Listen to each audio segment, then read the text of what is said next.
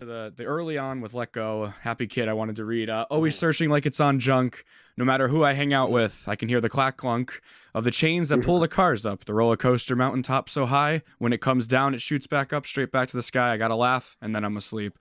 And then I want to walk around and I want to cry. That is so relates to Just Wait a Little Bit as I was getting connections. Yeah. So now I have two favorite Not a Surf songs from two different eras, which is really cool. And of course, awesome. I have all the albums. Today's episode is a really cool one. We sat down with Matthew Caws, frontman of Not a Surf. They're going to be coming to the Space Ballroom in Connecticut, in Hamden, Connecticut, July 28th. Doors are at 7 p.m., and they open their act as Kids That Fly. The show starts at 8. You don't want to miss this. Unlikely Places will be there as well. You can get these tickets at thespaceballroom.com. We sat down and talked with Matthew about his inspirations, his start, some of the song-written lyrics, and had so much fun just talking with him about different things because he truly inspires me as a songwriter as well. So again, listen closely. Learn something new here on Unlikely Places Pop and Rock Radio Podcast. Let's get into it. Hi, this is Terry Draper from Class 2.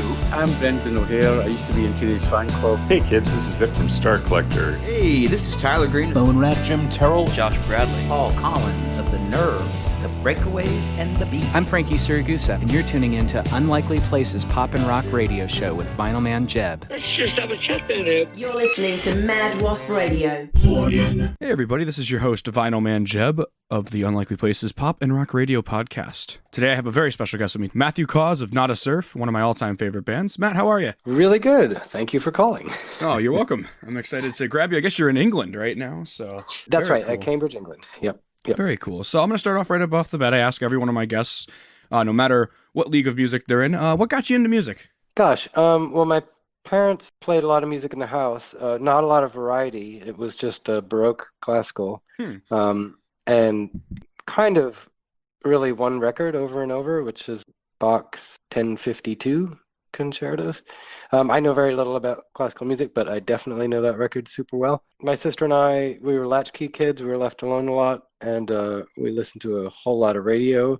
And then also my aunt Peg in Wilmington, North Carolina. I grew up in New York, but we would go down and visit. She played guitar, and she used to play Blowing in the Wind and On Top of Old Smoky, maybe one or two other songs like that, maybe Greensleeves. For us, when we were, when I was 5 and my sister was 8, or probably younger, maybe when I was 2 or 3. So I have lots of very early memories of just watching her hands as she played and just lovely singing. And so that was the first live music. And then when we were in North Carolina, we would go to church. We weren't churchy in New York, but we were down there, or, pretended to be, I guess. I got you. Really. Just to be nice, Yeah, I got you. And I really did love the sound of people singing hymns. And to this day, maybe Silent Night might be my favorite melody. So I loved that sound, and I loved singing. And also that one, I can't remember what it's called, but Gloria in Excelsis Deo. That one. I grew up Catholic, so I'm used to the hymns and everything. Yeah, and it's, so catchy. So that was probably like the first pop, thrill I had, was like, yeah, we're going to sing that one. Here we go. Woo. I love it. It's always fun to hear what started, because you get different answers a lot of times. Most of the times I talk to power pop guys, it's always the Beatles, or something like that. And that's why I love the Beatles too, so it's perfect. But it's nice to hear something. Yeah. It's always good to hear different variety of hey, this actually was this, so perfect. Yeah. I'll move into the next question. I kind of, had a lot here, so like I said earlier before we recorded. So I'm going to move in. I'm going to skip ahead of your career a little bit here, right to Not a Surf. So what does the name of the band mean to you? Well, we'd been in a couple of bands before, and Daniel, who's Spanish, our bass player who's Spanish, he, in a moment of, why do we have to do all the normal things? He's like, let's not even have a name. Let's just be called Nothing, which is nada in Spanish. And I was like, all right, let's do that. That's cool. But there was already a band with that name. So in order to rescue the word, for some reason, I just liked the word surf after it. I guess it made me think conceptual in that it, to me, sounds like or feels like surfing on sort of nothing, just a metaphor for your imagination or dreaming or that, freedom. Reminds me of Seinfeld with the show about nothing. Yeah. Just right, it just exactly. works into it. I'm sure it must have felt really great when Popular got popular. So I wanted to ask, what was the reaction when Popular got, popular for you? What was that like? it was super cool and a great adventure. It's not like we heard it on the radio all the time or saw it on TV all the time, because we were on tour for a lot of that. We were touring. What did we do? We toured with Magnapop. We toured by ourselves. I don't remember, just various little shows. Just the whole period where it got a bunch of airplay. We were kind of busy. So that's not really an answer. It was awesome. Oh, I mean, completely unexpected, and it for better and for worse, it got a lot of airplay sooner than anybody expected. So, and what I mean by that is, like, the record company had released it kind of softly. They'd released it, just put it on a CMJ comp. Weren't really servicing it to radio, but it just kind of got around real quick. And the upside is that's rad. The downside is that our record wasn't in stores. So people would hear it and there wasn't that impulse to buy it because they couldn't. Yeah, right, catch up. exactly. Oh, wow. And in fact, believe it or not, it was the #1 video on MTV for 2 months. Wow. And cool. Those entire 2 months were before it was in stores. Oh no. So, it's like marketing sin 101. It's like, oh yeah, no. yeah. It's super bummer. So by the time it was in stores, it was definitely like trailing off.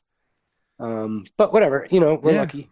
We're really lucky to have gotten and it's that such far. a unique song. I just recently heard a cover with a lady singing with you. I'm not sure who it was exactly. I can't remember because it was on Spotify. It's a great band called Pom Pom Squad. Got you. It was so good. It was so fun to hear that song like recreated and then still have you on it. It was like, yes. Yeah, it was cool. And I don't know if you've seen it, but they reshot the video. They recreated the video shot for shot in the same classroom, in the same school, with the same cheerleading squad, although different cheerleaders, but the Bayonne Bees. That's got to be feeling really cool to have that like come back with a full circle effect. That's awesome. Totally. And I was reading up a little bit, and correct me if I'm wrong, isn't Rick Ocasek from the Cars kind of what got you guys that record label deal as well, or was the Wheels in Motion for that? Oh, okay. No, unbelievably no. But he helped a lot. Basically, awesome. We didn't have anything going on, and then and I saw him coming into a club called the Knitting Factory in New York. It was a Blonde Redhead show, and I was leaving, and he was coming in, and I went and gave him a cassette, and he called me 2 weeks later, and this was a cassette of a kind of a version of the first album that never came out. We'd made it for a Spanish label, for a label in Spain, and they very flatteringly said, okay, well, we don't want this just for Spain anymore. We want it worldwide. And we had to say no because they didn't have distribution anywhere. And we were very green, but not so green that we were just going to give away a record, the worldwide rights to a record to a small label in a country with no American distribution. Anyway, so we had this record, and I had sat next to Mitch Easter on the subway, and was too shy to talk to him. And so then 2 weeks later, when I saw Rick Ocasek, I thought, okay, I'm not going to blow it this time.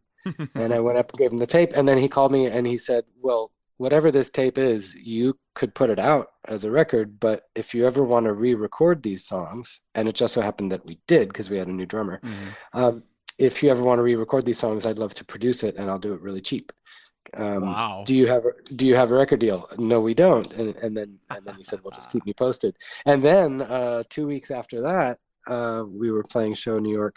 Do you want all these details? I don't know. Yes. Oh, yes, please. Sorry. No. So 2 weeks after that. Oh, right on. Okay. I'm a fan. So 2 weeks after that, we're playing at a bar in New York, and a guy called Bobby came up to me after the show and said that he worked at a label called Number 6, who I'd heard of, and they had put out that Unrest Imperial FFRR record that I really loved, and also a Dean Wareham single. And he said, would you, do you have a tape? And, it's like, that's what I'd wanted all this time, is just for somebody to ask me for a tape. Yeah. By the way, I'd sent tapes to Matador and Touch and Go and Merge and a couple of other labels, and hadn't heard from anybody, which is fine. It's the way it goes. It's the game sometimes. It's crazy. It's the game. Yeah. It's just, it's a cold call. And so that hadn't worked. So this was great. So I gave this Bobby a tape, and he called me the next day because it turned out that his day job was at Elektra, and he'd given the tape to another guy called Ben Weber, who's now our manager. Yeah, Ben's very nice. Thank you for setting this up, Ben. Yeah, great guy. And Ben played the tape for his boss, who was an A&R guy there, and we were offered a deal the same day, which we turned down because we, I don't know, wanted to think about it a little bit. And then I called Rick and said, oh, hey, so your old label is offered us a deal. What should we do? And he said, well, let me make some calls. And so anyway, then it gets very boring. We talked to 2 or 3 labels, but we ended up on Elektra. So that's Rick and definitely helped. That's such a cool thing because I mean I love the Cars myself, and it's cool to see a band that you like in the 90s or the 2000s have like something so similar to a band that you like in the 70s and 80s. It's just so cool. And I really, like I said, I was introduced into you guys because of the tour you did with the Posies. Friends with John Auer and Frankie. I'm very close with Frankie. We talk all the time. And Frankie was actually on one of the songs that I remember when I messaged you. I was this is you were nervous to talk to Manchester. I was nervous to talk to you, and was so excited to pass Isolated Do your way, and you sent it to your email, which was so cool to have you listen to, which was awesome and just a good memory. Right.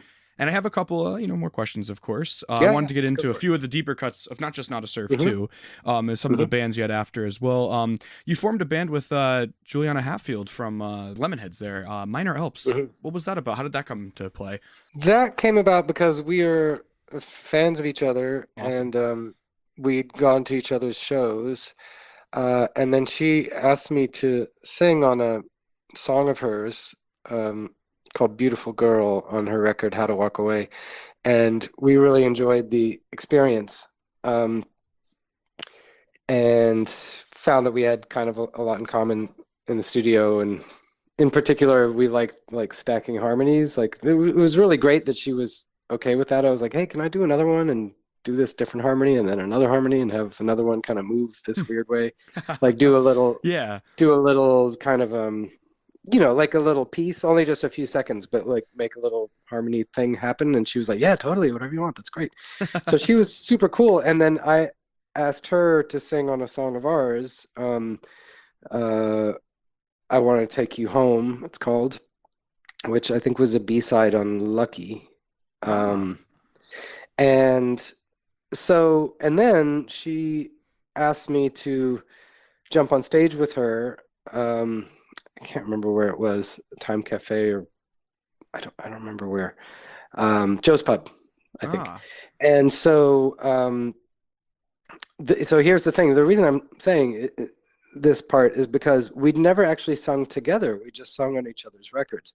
But to practice the song of hers that we were going to do at her show, we took just one electric guitar down into a stairwell backstage to run over this harmony. And this was the thing that made us form a band, because once we started singing together, it was really easy, and it was easy to sing in unison, like sing the same note, which is very often like not that easy to do, because you kind of get in each other's way sometimes when you sing the same. It's like on the same plane, so like the sound waves are like, oh no. Yeah. So you're not sure who you're hearing, but for some reason, something about our voices together made that easy. Like we sang right through each other. I don't know what it was, and we're like, whoa, that's fun. That's something different too. Like, wow, really fun. Maybe we should do something. And then so we just decided, kind of right there, or I don't know, emails like 2 days later, why don't we make a record? And so we did. I hope we make another one day. I really awesome. I'm gonna look into it, because like I said, I was doing research. I don't know I like coming into these with kind of like an eyed wide view, instead of knowing everything and being like, yeah, I know this. I'm a fan, not a I'm a radio host because I love music. So it's not the other way around. Sure. I'm not looking for the scoops. I just love knowing music. And recently I've played a couple newer song that you were recently involved with, which was Cheap Star, Flower Girl. I really love that song. So how did that come about with Remy? Remy's a good friend of mine, and so is John, of course, too. So it's very cool. Yeah, I just emailed me, awesome. and I said yes.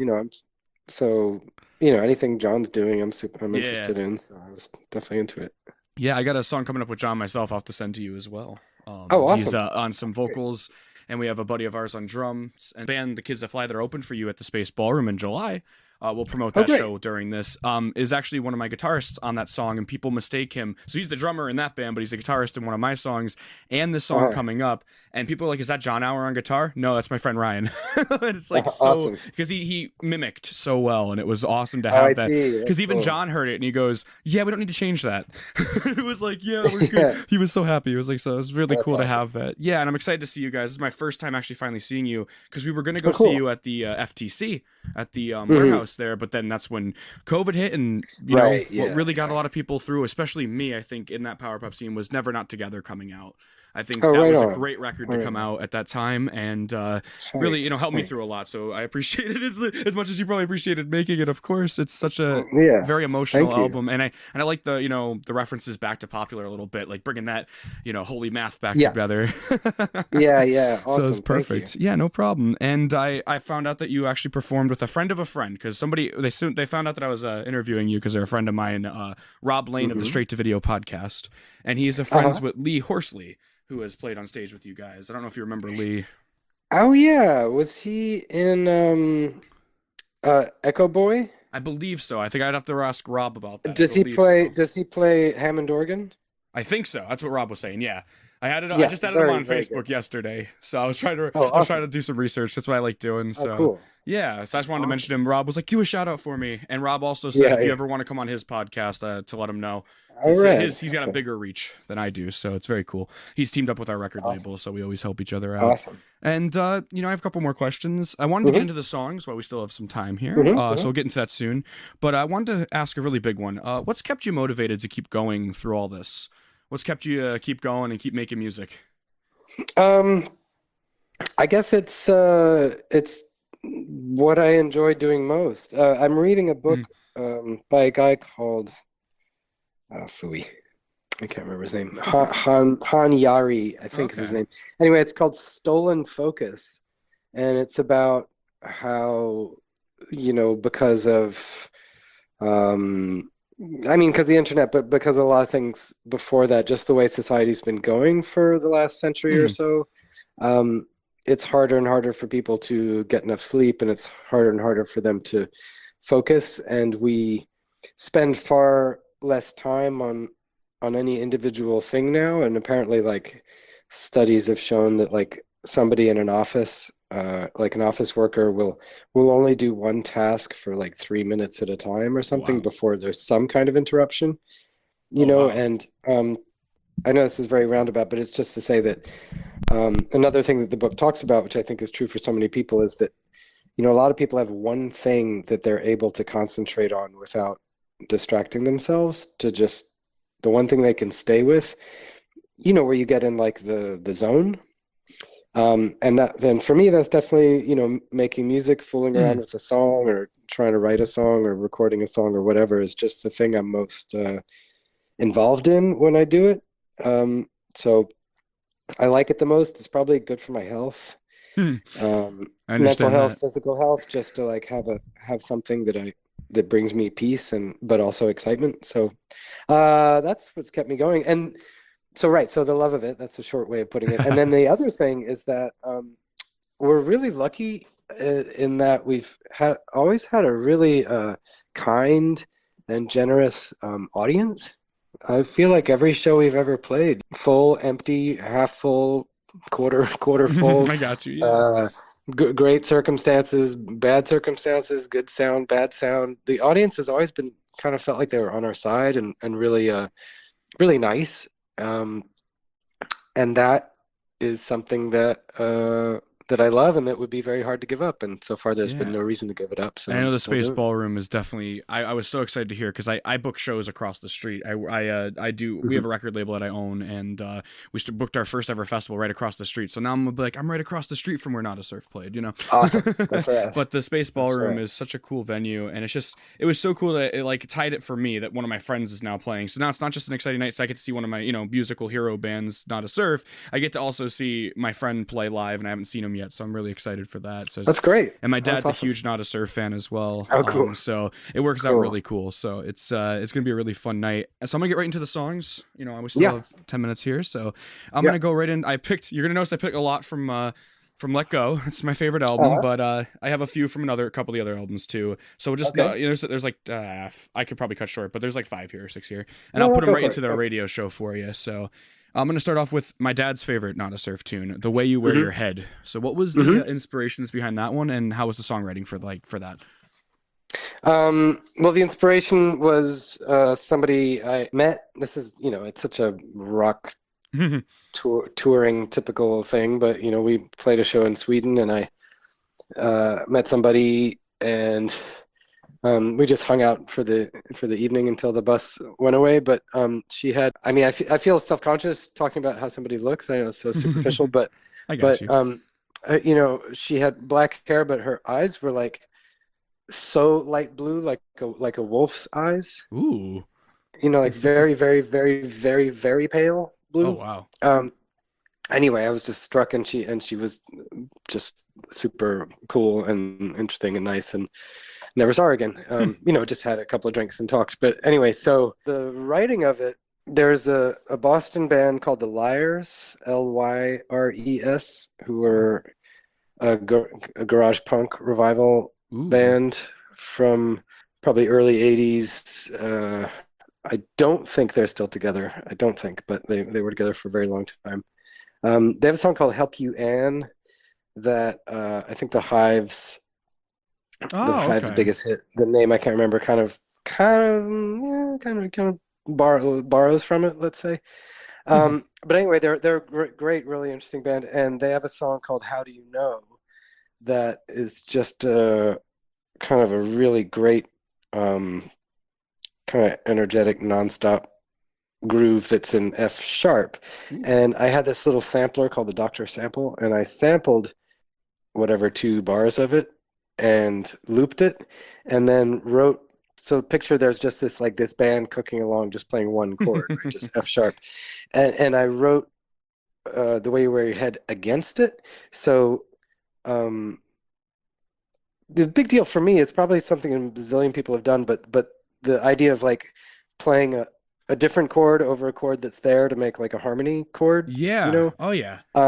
So I cycled through these chords over this one static chord, and a lot of it sort of felt like something in My Bloody Valentine. They do a lot of things where it's like this very wide, super wide chord. So that's how I wrote it, and I don't know if I've got anything else about it. That's basically it. All right, we're gonna spin that song for you right here, right now. "The Way You Wear Your Head," Not a Surf.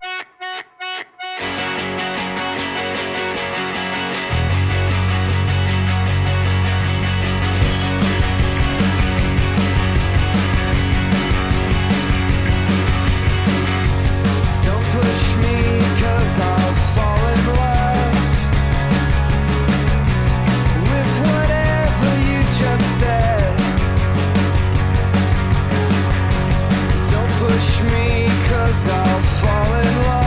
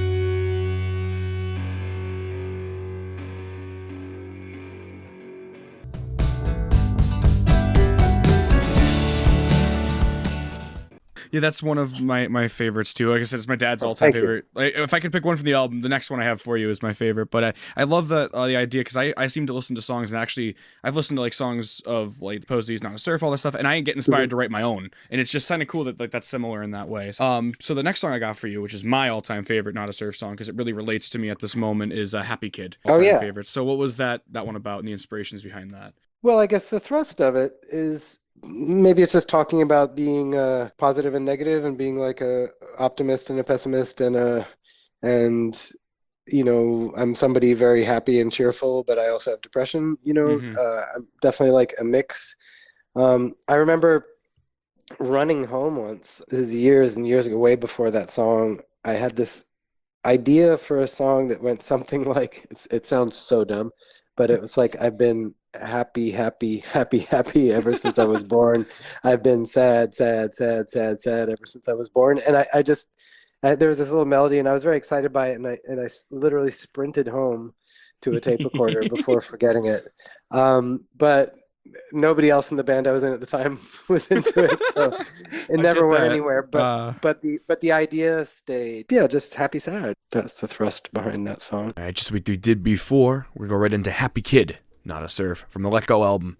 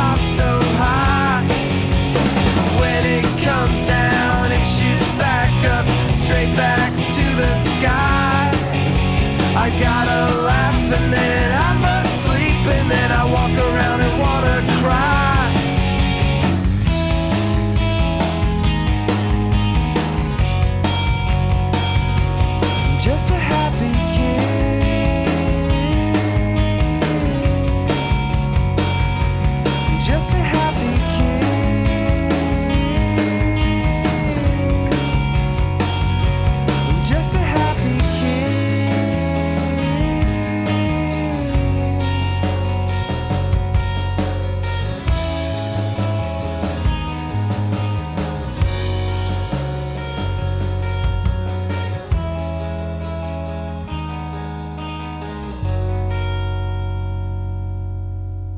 Very cool. And I got 2 from the new album, of course. Gotta pull the newest album here. Of course, I'm gonna go with Something I Should Do, one of my favorites. And coolest, that is a elongated dialogue. How are you able to get through that without like not breathing in heavy? I love it. Oh, thanks. Yeah, I love it. I mean, it was really exciting to do. Sometimes you don't have much of an idea, and you're kind of trying to like hamburger helper it out to be 3 minutes, and sometimes you have too much, you know. And in this case, as it says in the song, somebody had tweeted that we should do a version of Popular, but for 2020, that would be all about social media. And Ben, our manager, had forwarded me this email. He's like, "Wouldn't that be great?" And I was like, "No, terrible idea." No. And then Daniel, that we were on an email chain, he emails back like, "Actually, I was thinking you probably should do that." And I was like, "No," but I wanted to be a good band member, so I was just thinking about. I guess I used that as a taking off point, or it became a taking off point for thinking about a lot of things. And it was kind of handy to think about it like Popular, because there are a lot of things I wanted to say, but I didn't want to have to boil them down or make them rhyme or anything. And it's not like I'm saying anything important, but, you know, sometimes saying something is not so much about who hears you as you just... It's getting it out. It's like venting. Getting it out, like formulating a thought or that is getting it out of definitely yourself so you can... Something I heard from that song as well. It's very cool. Yeah. And so then it seemed fun to just kind of go for it. I wrote all that like, you know, along one train ride or something, just looking out the window and scribbling it all down. And then in the studio, as we're doing the song, I'm like, okay, we're going to put a long break here. And then I was like, guys, okay, I'm going to try this. And then I got behind a microphone and just read off this piece of paper. And we're going to spin Something I Should Do. But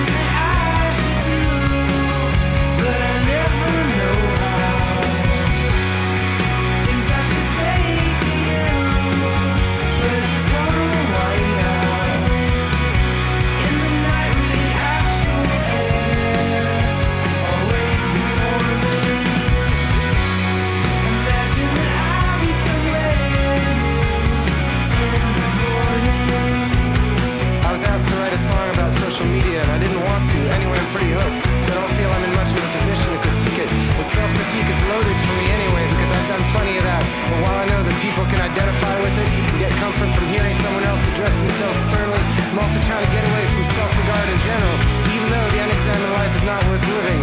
More opposing truths, they're everywhere. Still training to hold them. I'm trying to look out, leave the mirror out of it. See the tree and contemplate it, and not question who or what I am in relation to the tree. But I don't know what it means yet, that we're partially migrating into a silent conversation that seems to be increasing unity and tribalism at once, and maybe the two are racing now without a finish line. I was gonna say that likely if you got good thinking done during the 17th century Dutch tulip craze, and this is not so different, but I've recently been hardened and disappointed to learn that the story was greatly exaggerated. Anyway, we're crazy, but we're also not crazy. We're complicated. We want things to be simple. We polarize into camps, and we harden and entrench and distort and amplify and shut down and entrench some more. Now you don't have to join a drum circle and get all peace and love and hate Ashbury. And anyway, that only took a few months to turn into a bad scene, hard drug dystopia, where some people will rob you, and you can't be too open. But the hippie sure had a point. Empathy is good, lack of empathy is bad. And now the lines of non-facts waiting to get in the conversation are longer and longer, and some people can't be beat in an argument, and we have to hold on to that hippie point harder. Empathy is good, lack of empathy is bad. Holy math says we're never not together. And that's at least you had it written down. I mean, I would be like, it's like reading off the radio script, and I love being my radio show is also pre-recorded too, but it airs in England, which is very awesome. And I'm from Connecticut, but it gets sent over, gets to go where I want to go. So I love that. My songs have gone places I wanted to go too. So it's very cool that I'm getting able to, promote other music. And it made my day that one time I'm like, we're playing some Not a Surf on the show, and all of a sudden I'm seeing Matthew Caws is retweeting us and shouting sharing the station. I was like, yeah, all right. That's right. So very cool. Rad. Yeah. And I got one last song from the new album for you to talk about. And we'll put all these songs on the show. We'll make it really cool. Make you your special own episode of Unlikely Places. Oh, thanks. Yeah, with mix of all songs. So I'll probably I'll reach out to you again and say like, hey, do you want to pick a few other songs from your inspirations or something? We'll throw them in. So this one's Just Wait. This is a song just like Something I Should Do really hit home for me as much as Happy Kid did, because I suffer from depression at a young age and dealing with it my whole life. I'm 22. I've done amazing things like interview all these great artists, including yourself, and it's just sometimes I don't able to like reflect on it, and it's hard for me to like accept what I'm doing is insane. Maybe it's above me and it's just my mission, but I really Just Wait really hit hard, and I was like, I got to ask him about that one. So what one's that about? Yeah, I wrote that with a guy in Nashville called Gavin Slate, who's awesome, and I was down there just to write with a few people, not necessarily for Not a Surf, but just to do it. Sometimes you just talk about what's on your mind and see if it takes you somewhere. And I have a teenager, and I was thinking about young people and how different it must be now, and how much harder in a way, because as you enter into adulthood, you have so many more examples of what other people are doing in their lives and how well or how badly they're doing. I would just feel overwhelmed. Obviously, all the information, but also all the kind of personal information, and maybe more worries or more ways in which to worry about how you're doing and whether you're keeping up. As a 22-year-old young adult, I can definitely confirm it is very hard compared to the stories I hear. And I think what's part of society now is you hear a lot of that go over and over. And I sit there and I wonder if there's anything I can do. And it's just the pain that your body goes through. And I write some really good songs from it, but at the same time, it's like, it gets really hard, So definitely it confirms to hear that from somebody I look up to. It's just kind of cool to be like, I have songs that I could relate to, which is so cool. For sure. Yeah. And so thinking about how hard it must be. And then I was also, this is kind of roundabout, but Nancy Reagan had an anti-drug campaign in the 80s called Just Say No. Just say no to drugs. Great. But I remember thinking for a certain kind of kid, and I would count myself among that certain kind of kid, that it's not quite the right thing to say because it's kind of unrealistic. Yeah, you can't help the peer pressure. They made it seem like it was like demons after you, and it's been that way even with the 90s. I see some of the commercials like, this is your brain on drugs, and it's like, it's a helpful from the standpoint of politicians trying to say this is what you should do and this is how you should live, or older generation. But for right now, it's actually drugs are like it's treated like it's another friend. It's very easy to get hooked. It's extremely easy now. Yeah, definitely. Exactly, But what I was thinking was, okay, it's kind of unrealistic to say no, but what would have gotten through to me was if somebody had explained that, your brain doesn't really stop growing until you're 25, And if you do a lot of drugs, which I didn't do, thankfully, I mean, some, and as you know, as an adult as well, I don't anymore, but I'm definitely not anti-drug. I got you, yeah. I'm anti-danger. And I'm Yeah, anti-foolishness. you're a good person. You're like, this is just safety. Yeah.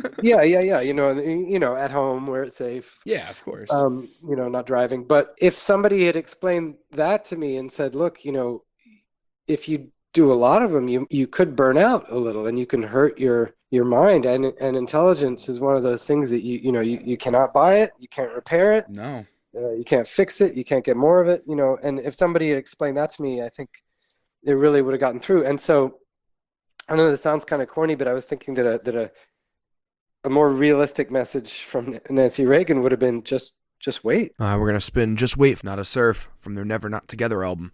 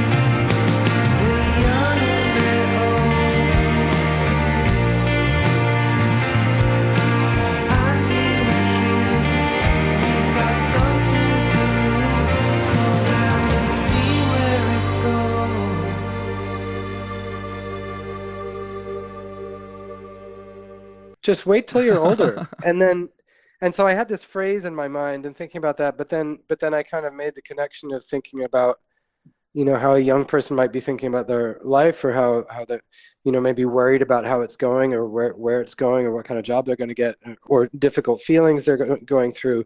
And I feel like the idea of just waiting, every emotion is temporary, every circumstance is temporary. I can't remember what poet said this about a river, like you can step into a river in the same place, but it's never the same river because the water is moving. So this phrase, just wait, and this idea of trusting your life, or trusting the world, that different feelings will be coming, and if some feelings you have now are difficult, they're going to go, and other difficult ones might come, but it's all, you have time to learn how to be, or to learn how to get through the moments that are hard, and this more sunshine is coming. It's always coming. It's true, and for me, I can definitely vouch with that. I've been through countless things, thinking the system was going to help me and stuff like that, and realized that I was just missing out on taking in what I've done as a human being. At 22, I've interviewed some amazing talents, like the guitarist of Badfinger, Joey Molland. I've interviewing you today, which is just a chance of a lifetime, because it's that connection, and that's the gift I have. And it's just, I wanted to quote one of your lyrics, of course, just to end today's show with. I always this is something I might do for more artists too, because it's just fun to read lyrics as a writer myself. But this kind of relates to the early on with Let Go, Happy Kid. I wanted to read, always searching like it's on junk. No matter who I hang out with, I can hear the clack clunk of the chains that pull the cars up the roller coaster mountaintop so high. When it comes down, it shoots back up, straight back to the sky. I gotta laugh, and then I'm asleep. And then I want to walk around, and I want to cry. That is so relates to Just Wait a little bit, as I was getting connections. Yeah. So now I have two favorite Not a Surf songs from two different eras, which is really cool. And of course, I have all the albums and everything. Thank you, Matt, for your time today. I really appreciate it. Thank you very much, man. Thanks so much. Take good care, and maybe I'll see you then. Yeah, I'll be excited to. I'll see you in July. You're tuned into Mad Wasp Radio, so don't forget where you are. Don't change that dial.